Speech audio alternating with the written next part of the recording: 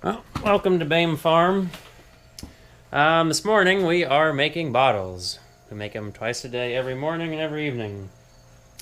So we're going to start out at the very beginning with our milk replacer. This is a very generic Holstein-looking bag. This came from Kalmbach Feeds, I believe. Now we've been yo-yoing our poor local feed store around about what milk replacer to have, or what he should get for us. Apparently he says we're his biggest buyer milk replacer. So we can kind of exercise some directive there. Now we're going to look at the main ingredients. This has been our big shtick with this stuff. First ingredient, dry whey. Dried whey protein, dry whey product, and 1 vegetable fat.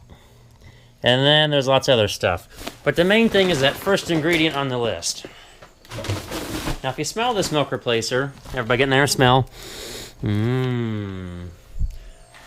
It's very sweet. Maybe like malt powder, maybe? Now, the milk replacer we were using before came in this blue bag. It's Triple Trust brand. And what they had on the ingredient tag here, first ingredient is dried whey product, then dried whey and dried whey protein, then the animal fat. That's anything with the vegetable fat though. But what's dry whey product? At least dried whey might just be plain old dried whey from milk. And this milk replacer was almost yellow. I don't know if that's good or bad, but it was almost yellow, and it wouldn't dissolve to save its life. I think we're having better luck so far with our black and white bag milk replacer. Well, we'll see how this milk powder dissolves. I mean, it's not the brightest white, but compared to the previous milk replacer, this is very white, and the other stuff was yellow. Texture-wise, I guess there's a little bit of grit, but it feels much more powdery, which is weird.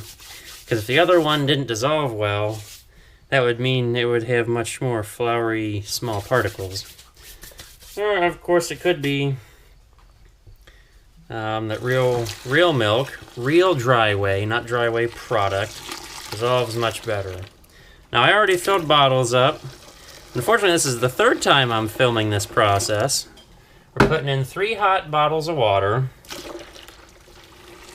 We're having some microphone issues. We're trying to use a fancy microphone with the camera on the headset, and it wasn't behaving well, I guess, with my head movements. So 3 hot bottles. The hot water will help this dissolve much better. Just some simple chemistry or physical chemistry, most likely, that the hot water will help it dissolve. We're making a total of 6 bottles. We got 6 calves. All boys, all bulls. We buy bull calves from 2 different dairy farms right now. They're both small. One's Amish. They milk about 30 cows organically. And the other one is just, as English, I guess, not Amish. At best, they're lucky if they milk 2 dozen at a time.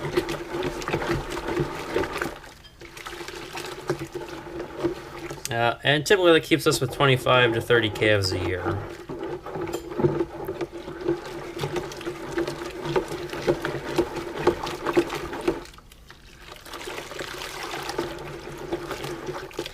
We've been having issues with milk replacer kind of since the first of the year. A law went into effect about medicating feeds. You had to have a vet's note. So they quit putting any sort of subtherapeutic amounts of any medication in milk replacer. Which I gotta wonder what species of animals that pertains to. Because I can still get medicated chick starter. Now, we pretty much raise everything around here, antibiotic, drug, hormone, everything. It's free. It's free of anything chemical. Unless we grow it, they don't get it. So we don't produce our own antibiotics, so they don't get any of those. And just get our own homegrown feed and silage, grain, hay. Except for the milk replacer. We do have to buy the milk replacer. But thanks to federal law, it is now antibiotic free. Now, I don't know how that would have changed formulations, but we started having a bit more trouble with calves since this. I don't know why quality's gone downhill. Maybe that was high milk prices there for a while. Because the price of a bag of milk was up over 80 bucks around here. And now this glass bag we got for 58. So it's really come down. I know the price of milk hasn't been so strong in general. And if they're making it from milk, the milk replacer will fluctuate with the price of milk. Now I still gotta whisk it. It didn't dissolve as well as I hoped. Maybe I got a little impatient stirring also because I want to get done with this. But yes, the calves are hormone and antibiotic free. We don't give them any nasal spray or ear implants. I know some places they get calves and they're automatically jamming something up their nose, giving them a nasal spray, and it's not for allergies. That's probably for an immune booster of sorts, I guess. Try to avoid that. The more stuff like that you do, the more money you dump into the calf. No ear implants either. I guess we trust we can raise them well enough ourselves.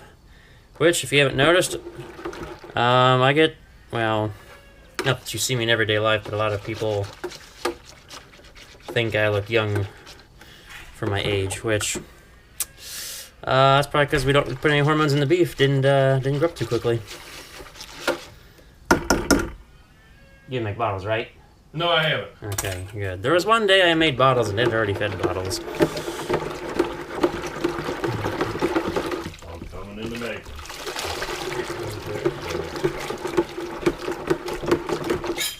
Oh yeah, on a side note, sweet corn's just about done.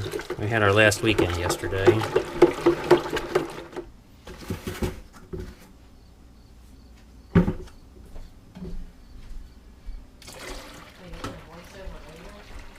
Let's see, now put the cold in, we got it all mixed up. I still need another half a bottle of cold.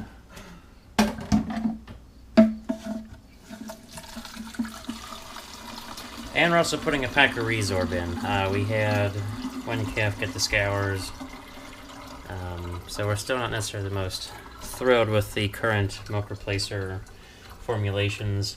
So we put in a little bit of calf Gatorade. It's essentially what Resorb boils down to. It's sugar and various forms of salt.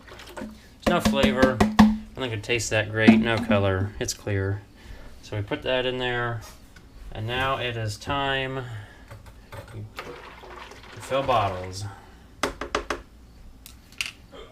Now, yesterday I did this where I made all the hot, poured it, and then finished off the bottle with the cold direct from the faucet. But I feel like this is quicker, especially since I already had the cold bottles made up. Plus, I guess I'll show off pouring.